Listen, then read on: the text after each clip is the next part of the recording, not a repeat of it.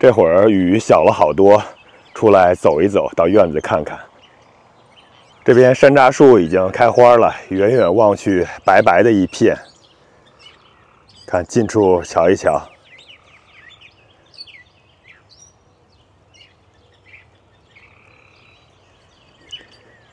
今年的花比去年要多了好多。去年是结了果，但是真菌感染没控制住，所以最后果子也都干瘪掉了。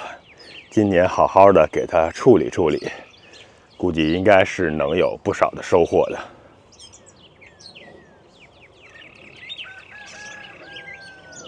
再去看看另外一棵，也是一样，上面开满了花啊。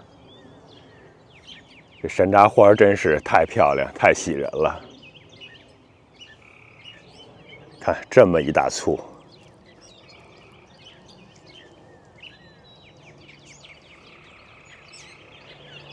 这即使是把它当成花儿、当成风景，也是特别不错的。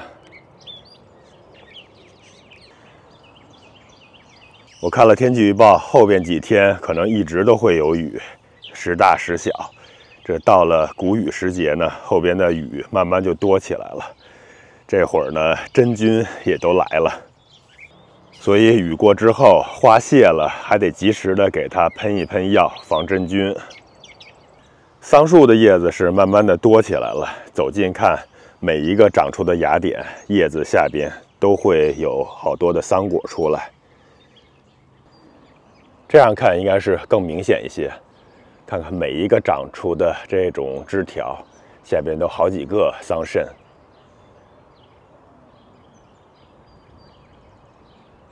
我这棵是伊利诺伊长青桑树，像这种桑树呢，它的一个好处是结果的周期特别长，可能从第一个果开始成熟，到后边能采个5、6周。像一般的桑葚，好多都是一成熟就在1周、2周之内就全都熟了，后边就全掉了。这样对我们家庭种植来说，采摘不是特别方便，因为一下子摘不了那么多，也吃不了。就都浪费掉了。像这种呢，慢慢成熟的，那就要好多了。我们可以连续1个多月都有桑果吃。而且像这种桑葚，它的果实虽然要比那些长果桑要短小一些，但是比普通的桑葚还是要长要大好多。吃起来还有看起来也都是很不错的。不过这种莓果类，它的一个普遍的缺点就是，等它成熟了变紫之后，实在是太招鸟了，也没法保护，因为树太大了，所以后边基本上就是在跟鸟抢夺果实。不过产量上去了也就无所谓了，太多了鸟也吃不了，我们最后还是会剩下好多的。下着小雨 ，Maxim 跟我在外边溜达，身上一会儿肯定毛又湿了。Maxim， 看看湿不湿呀？看它的头顶上都是花瓣儿。很多朋友还挺关心我们的几棵无花果的。我到这边的蓝莓无花果地，大家一起来看一看。蓝莓呢，现在的花基本上都已经谢了。看这种小蓝莓已经膨大起来了。再看看后边这一棵，这棵稍微晚一点，上面还有花，但是也有一部分果实长起来了。去看无花果，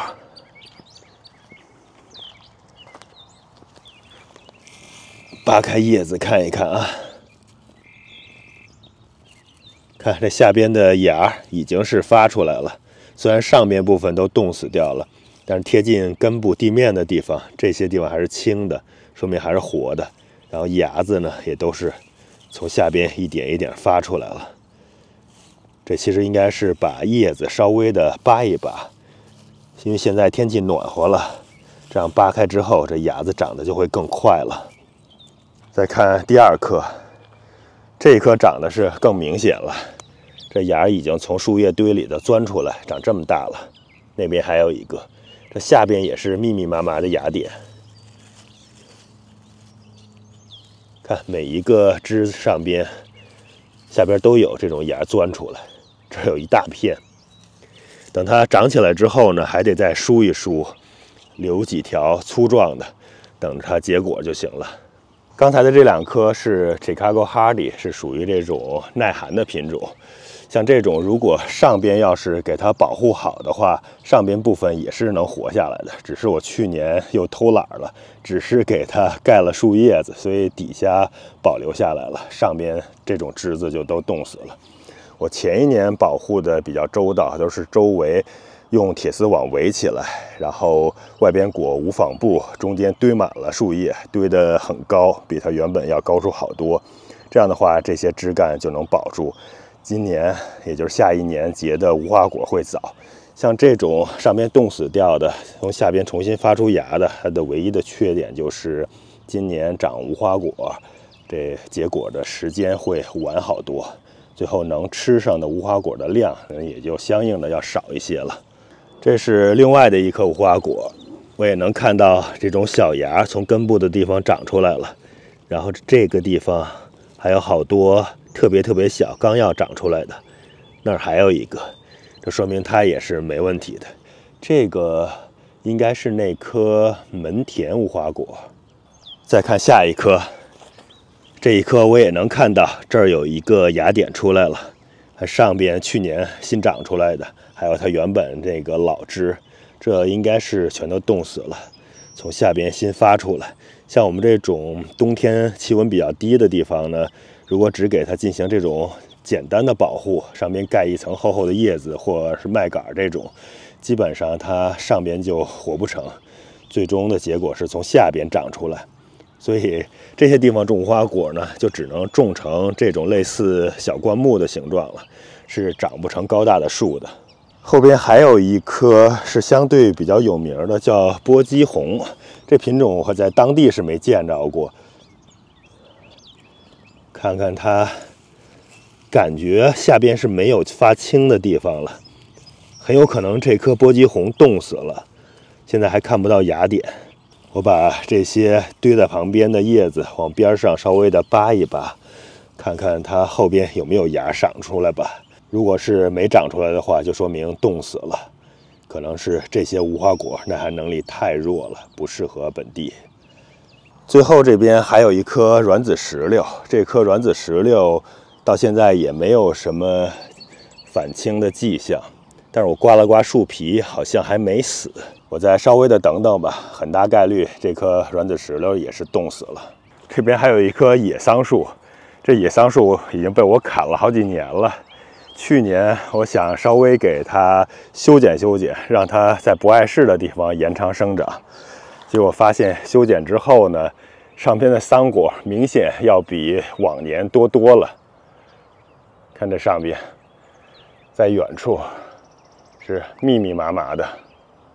不过这种野桑果就是它的个头实在是太小了，是非常适合鸟吃。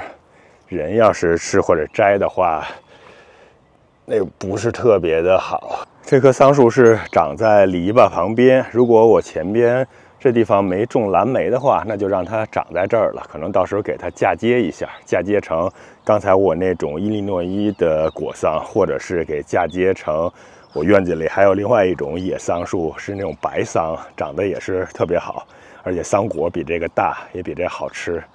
但是因为这地方是有蓝莓的，它长太大了之后会影响蓝莓的生长，所以我可能今年还是给它砍掉吧。这边的2颗盆栽蓝莓花也谢了，开始坐果了。感觉这盆栽蓝莓今年再结过果，秋天的时候可能得给它换一换盆了。这盆对它来说有点小了，而且也好几年没换了，土的营养应该是跟不上了。5月初了，我后院的这片小果园的果树花基本上全都谢了，果实呢已经开始做过的都已经做住了，开始膨大的也都膨大起来了。像这棵水蜜桃树已经能明显看出来，这桃子膨大起来了。没有桃子的地方，或者是有这种干瘪的花的地方，那就说明这些花完完全全的都被冻死掉了。这棵水蜜桃树本来应该是进入盛果期了，但是因为2次倒春寒的缘故，上面的果实锐减呀，不光是不用再蔬果了，就是想找一些果实，现在都不容易了，真是大大的减产啊！我仔细看了一下啊，好多都是长在这种背下，像这样的，还有这儿还有，都是这种能被遮挡住、能挡住霜冻的地方。像长在枝头啊、尖上或者是高的地方的那些花儿，全都是冻死，最后都干掉了。只有偶尔的能幸存下来，像这种，应该是那种花骨朵开的比较晚的，个别的在上边能又长起来的。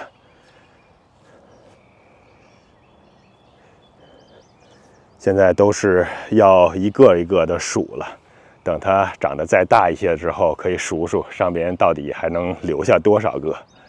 还好我桃树是比较多的，所以说从我们自己的角度呢，也是够吃了。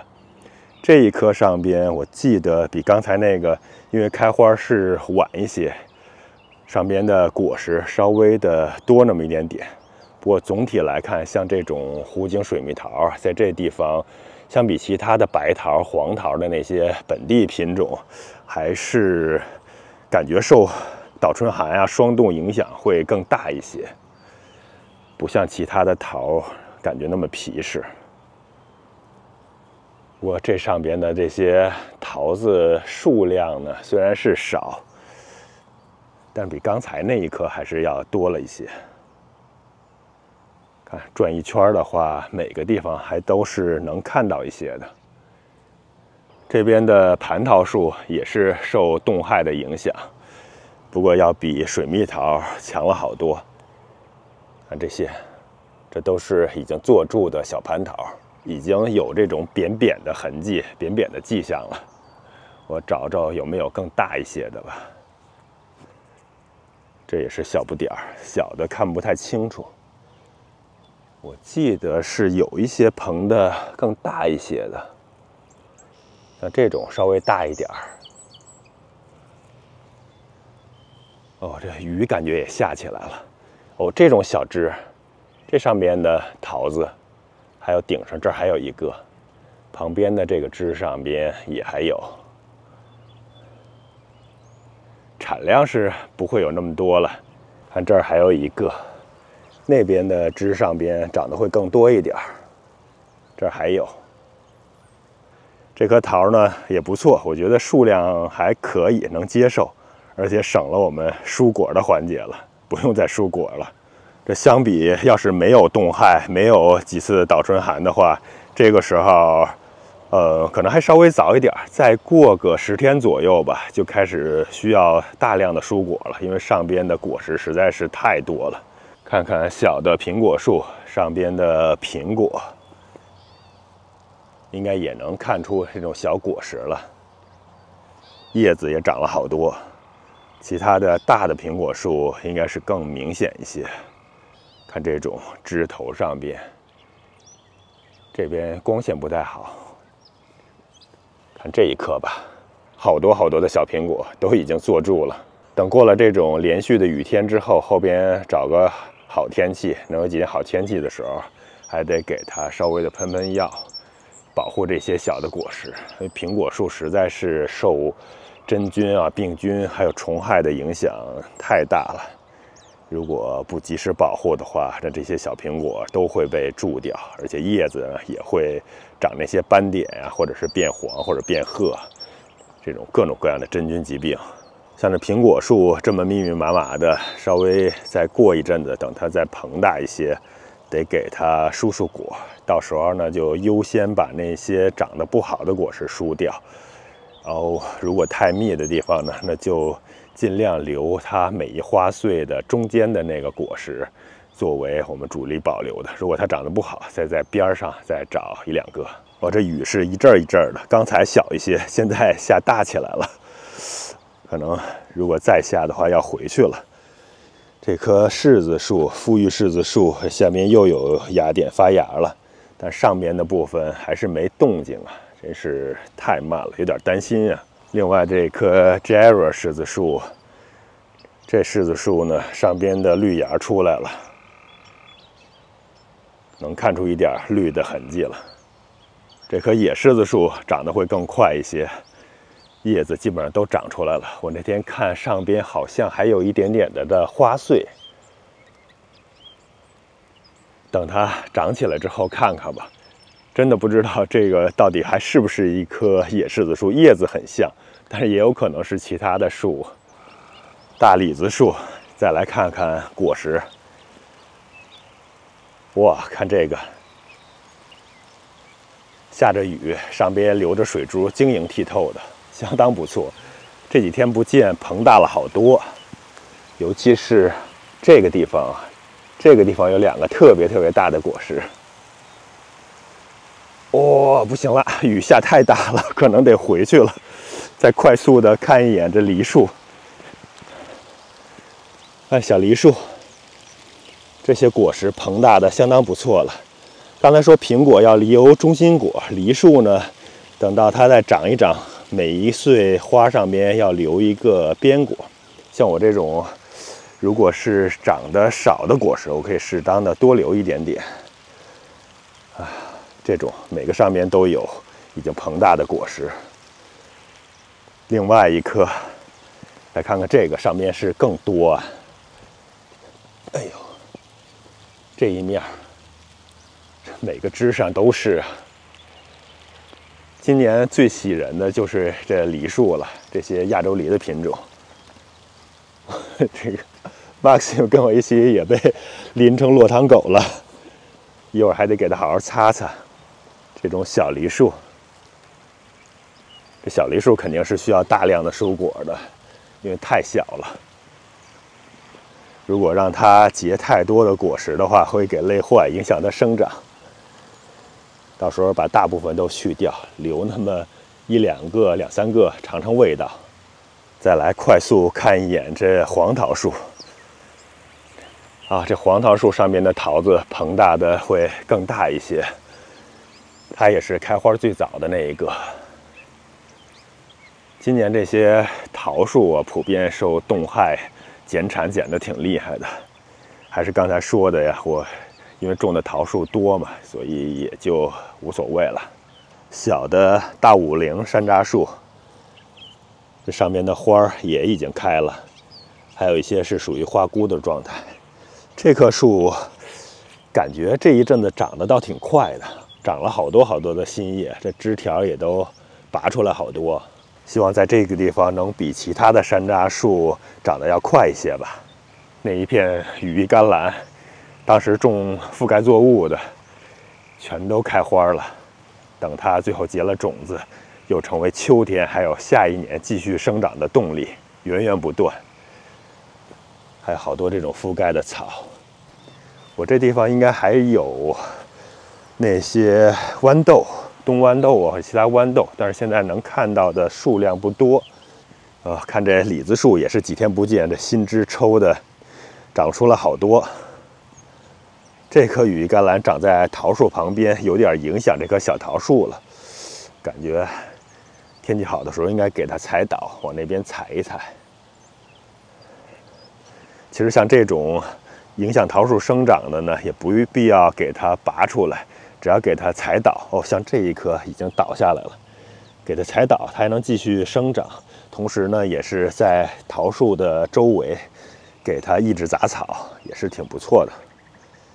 我不行了，这雨下得太大了，本来还想去大菜园再看看，那边我已经给铺上膜，并且种上西瓜、甜瓜了。旁边这些空着的地方呢，本来也想趁着谷雨前后种瓜点豆。现在都已经谷雨马上就过去了，应该是种豆子呀、种瓜的比较好的时节了。但是昨天种完瓜之后呢，实在是没有时间了，就没有把毛豆呀、还有豌豆啊，还有其他的一些豆子给点下去。等过了这阵雨再种，应该也是完全没有问题的。春天新栽的小桃树，这芽也长得比前一阵子大一些了。这一片的覆盖作物长得是特别好啊，把整个的地表都覆盖住了。这样的话，杂草就没有生长的空间了。我的好多的小的果树底下都是铺麦秆的，铺麦秆之前就有朋友说过，会有一个缺陷，它会长出好多的小麦来。像我这一棵，看看下过几场雨之后，这些小麦苗已经长这么高了。其实这个高度的时候呢，我们可以有2个措施吧，一个就是拿手持的割草机给它割掉，这样的话，这些麦穗儿这种青麦也是让它铺在旁边，就当成绿肥和覆盖作物了，给它覆盖在这小果树的旁边。或者呢，我们稍微花点功夫，把它使劲的压一压，把这些草完全的给它压扁，上面盖一些纸板，压个砖块什么的，这样也是能起到同样的效果。我就拿手持割草机回头给它割一割了，这是第一批的时候给割掉，现在看比周围的这些长得就要矮了好多，其他的这些等天气好的时候，我继续给它割掉。这香菜都已经叶子开始变小了，这就是太热已经蹿高抽苔的效果。其他的那些小的，看这些都是那些很小的香菜。这一批呢又快长出来了，像这种蹿高抽苔的，我把一部分就给它直接的揪下来。哎呀，行，这一大片拿回去就可以调味用了，其他的让它再继续生长吧。这样也能促进一些新芽的生长，能长出更多的嫩叶来。Maxim，